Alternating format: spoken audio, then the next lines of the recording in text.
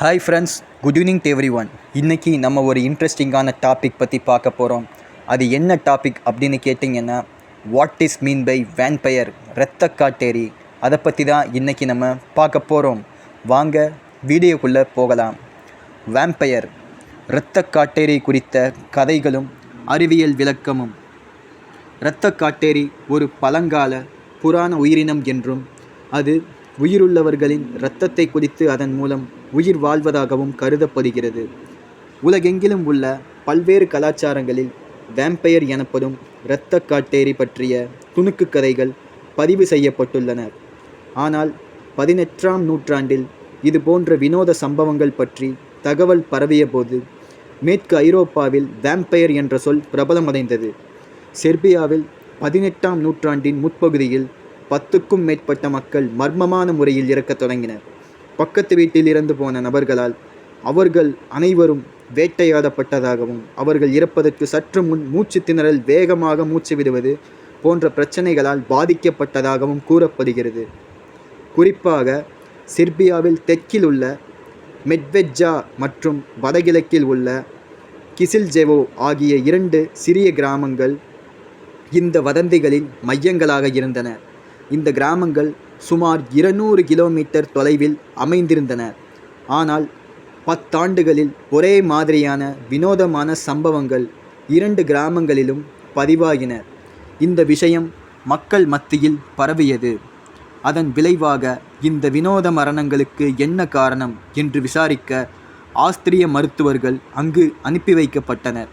மேலும் அவர்கள் கண்டறிந்த அனைத்து தகவல்களை பற்றியும் விரிவான அறிக்கைகளை தொகுத்தனர். அவர்கள் கண்டறிந்த தகவல்கள் ஆஸ்திரிய பத்திரிகைகளுக்கு கிடைத்தது. பின்னர் கல்வி வட்டங்களிலும் சென்றடைந்தது.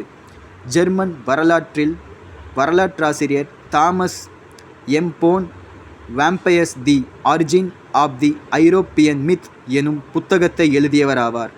அவர் காட்டேரி என்ற வார்த்தை முதலில் பயன்படுத்தப்பட்டதை பற்றி குறிப்பிடுகையில் 1725ஆம் ஆண்டு ஆஸ்திரிய நாளிதழான வீனெரிஸ்ட் டைரியம் இல் இரத்த காட்டேரி என்ற வார்த்தையை முதலில் தோன்றியது என்று கூறுகிறார். இரத்த காட்டேரி என்பது ஒரு பழங்கால புராண உயிரினம் என்றும் அது உயிருள்ளவர்களின் இரத்தத்தை குடித்து அதன் மூலம் உயிர் வாழ்வதாகவும் சிலர் நம்பினார்கள். பீட்டர் பிளேகோஜெவிக் என்று அழைக்கப்படும் அந்த நபர் ஏற்கனவே இறந்துவிட்டார். ஆனால் அவர்களின் கனவில் தோன்றி அவர்களுக்கு மூச்சு திணறல் ஏற்பட வைத்திருக்கிறார் என்று கூறப்பட்டது. பதிலுக்கு உள்ளூர்வாசிகள் பிளாகோஜெவிக்கின் கல்லறையை திறந்து நன்கு பாதுகாக்கப்பட்ட சடலத்தை கண்டுபிடித்தனர்.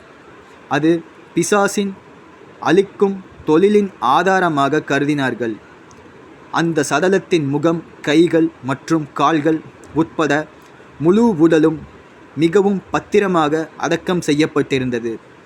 உயிருடன் இருந்திருந்தால் எப்படி இருக்குமோ அவ்வாறு பத்திரமாக வைக்கப்பட்டிருந்தது என்று சடலத்தை தோண்டி எடுத்த சமயத்தில் அங்கிருந்த ஒரு ஆஸ்திரிய அதிகாரி பகிர்ந்துள்ளார். அந்த சடலத்தின் வாயில் நான் புதிய இரத்தத்தை கண்டேன்.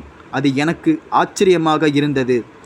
பொதுவாக நம்பிக்கையின்படி அவர் கொன்றவர்களிடம் இருந்து இரத்தத்தை உறிஞ்சியதால் அவரது வாய்ப்பகுதியில் இரத்தம் இருக்கிறது என்று பேசப்பட்டது என்றனர்.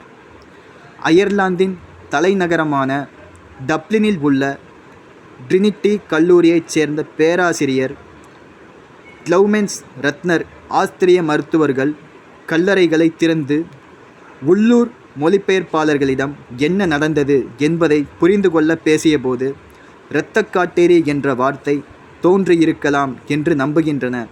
பொதுவாக பேய்களை ஸ்லோவேனிய வார்த்தையான உபிர் என்று மொழிபெயர்ப்பாளர் முணுமுணுத்திருக்கலாம். அதனை தவறாக புரிந்து கொள்ளப்பட்டு வேம்பயர் என்ற வார்த்தை உருவாகியுள்ளது என்று அவர் கூறுகிறார். தங்களை அறிவொளி பெற்றவர்கள் என்றும் நினைத்த ஆஸ்திரிய அதிகாரிகளுக்கும் ஆஸ்திரியர்களால் பழமையானவர்கள் என்றும் கருதப்பட்ட உள்ளூர் கிராமவாசிகளுக்கும் இடையிலான காலனித்துவ சந்திப்பின் மூலம் ஒரு புதிய உயிரினம் தோன்றியுள்ளது என்று அவர் மேலும் கூறுகிறார். பீட்டர் கொலை செய்வதை தடுப்பதற்காக கிராமவாசிகள் அவரது நெஞ்சு பகுதியில் பெரிய கட்டையை சொருகி அவரது சடலத்தை எரித்து கிராமத்தில் நிலவிய இரத்தக்காட்டேரி பற்றிய பதற்றத்திற்கு முற்றுப்புள்ளி வைத்தனர். இந்த சம்பவங்கள் பலரின் கவனத்தை ஈர்த்த போதிலும் பேராசிரியர் போன் கூற்றுப்படி பரந்த அளவிலான மக்கள் மத்தியில் தாக்கத்தை ஏற்படுத்தும் வேம்பிரிசம் என்னும் நிலை ஏற்படவில்லை. வேம்பிரிசம் என்பது இரத்தக்காட்டேரியின் மீதான நம்பிக்கையை குறிக்க பயன்படுத்தப்படுகிறது. இரத்தக்காட்டேரியா அல்லது பலிகடாவா 7 ஆண்டுகளுக்கு பிறகு ஜனவரி 1732 மெட்வெட்ஜா கிராமம் பயத்தால் ஆட்கொண்டது. அங்கு 3 மாதங்களுக்குள் 17 பேர் இறந்தனர். அவர்களின் சிலர் இளமையாகவும் ஆரோக்கியமாகவும் இருந்தவர்கள். மர்மமான முறையில் அவர்கள் இறந்து போனது மக்களின் பயத்தை அதிகரித்தது. கிசில்ஜெவோவில் நடந்த சம்பவங்களைப் போலவே இறந்தவர்களின் சிலர் மரணத்திற்கு முன் மூச்சுத் திணறல் மற்றும் கடுமையான நெஞ்சுவலியால் பாதிக்கப்பட்டதாக அவர்களின் குடும்பத்தினர் கூறினர். கல்லறைகளை தோண்டி எடுப்பதற்கான உத்தரவு பிறப்பிக்கப்பட்ட பிறகு டாக்டர் ஜோகன்னஸ் ப்ளுக்கிங்கர் ஒரு அறிக்கையை பதிவு செய்தார். அதில் போராளி ஒருவரை இரத்தக்காட்டேரி வழக்குகளின் ஒரு பிரதான குற்றவாளியாக அவர் குறிப்பிட்டார். அவரது சடலம் இன்னும் சிதைவடையாமல் இருந்ததாகவும் அவரது கண்கள், மூக்கு, வாய் மற்றும் காதுகளில் இருந்து புதிய இரத்தம் வழிந்ததாகவும் கூறப்படுகிறது. அவர்தான் உண்மையில் இரத்தக்காட்டேரி என்பதற்கு மெட்வேஜா மக்கள் அளித்த தகவல்கள் சான்றாக கருதப்பட்டது.